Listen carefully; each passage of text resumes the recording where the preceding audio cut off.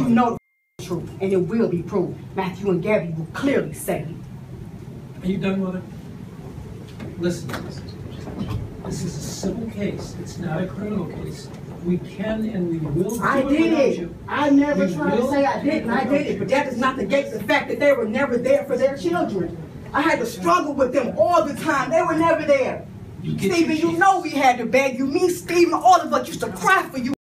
You're not going to be able to I'm stay good. away. Come here. Sick of this.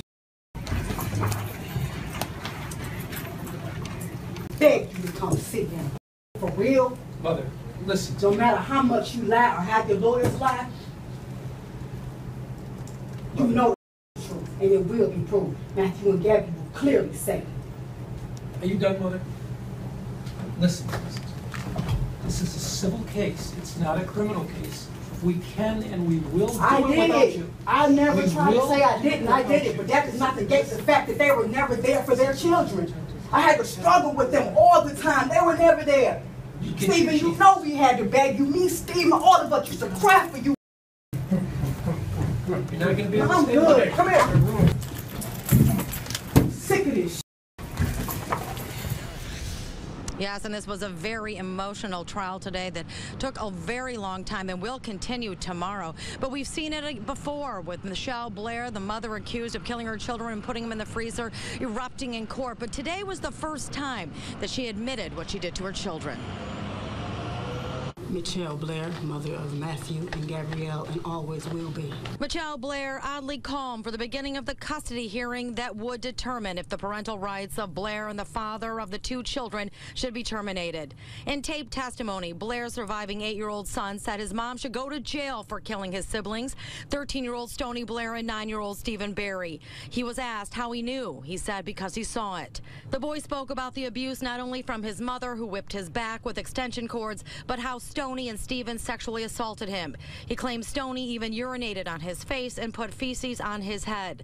All of those claims apparently sent Blair over the edge, who erupted in court, blaming Stoney's father, Alexander Dorsey, for his daughter's actions. Everybody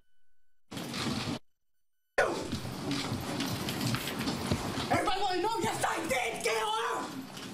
It was stop and go as Blair would lose her temper and be escorted out. Once her son's testimony was admitted into evidence, the trial began. What the evidence will show is what these children instead endured, what they lived through. Words such as torture, terror, psychological dehumanization. Not only did he not abandon and desert his children, but he saw them routinely. The evidence will prove that he did not.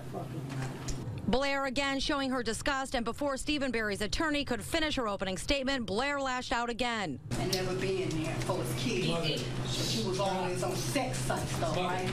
This is a civil case. It's not a criminal case. We can and we will do it without you. I never tried to say I didn't. I did it, but that does not negate the fact that they were never there for their children. I had to struggle with them all the time. They were never there. After a short break, Alexander Dorsey, the father of Stoney, and a 17-year-old girl who police say also suffered abuse at the hands of Blair, took the stand. It was contentious at times. Assistant Attorney General Kelly Majeski tried to show how absent emotionally, physically, and financially Dorsey was. You know that as you're living, your daughter Stoney was being beaten, right? You know that now, right? Get to your point. No, answer my question. Do you know that now? Now I know it. Although Dorsey says he supported his children without recording it with a friend of the court, he was $37,000 behind in child support and hadn't seen Stoney for 2 years before she died. Now, this is a very involved custody trial. You have the AG's office, you have the guardian's attorney, you have the father's attorneys, both father's attorneys, and of course the attorney for Blair, all of them asking questions. They got through Mr. Dorsey today. Mr. Barry is expected to take the stand tomorrow. Court will resume at 9:30 in the morning. We're live at the Juvenile Center in Detroit. Taryn Asher, Fox 2 News. Back to you, Huel. Well, Taryn, what's so shocking is that Blair does not deny killing her children, but somehow does not want to accept the blame. That's true. She's putting the blame on the fathers, and that's why we continue to see her lash out. In fact, though, it was interesting. I ran into Mr. Dorsey afterward, and he wasn't doing interviews on camera, but I asked him, I said, do you have any regrets about how this happened? If you could go back, would you change anything?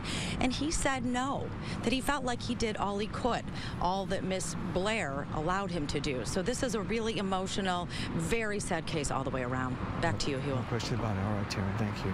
Monica?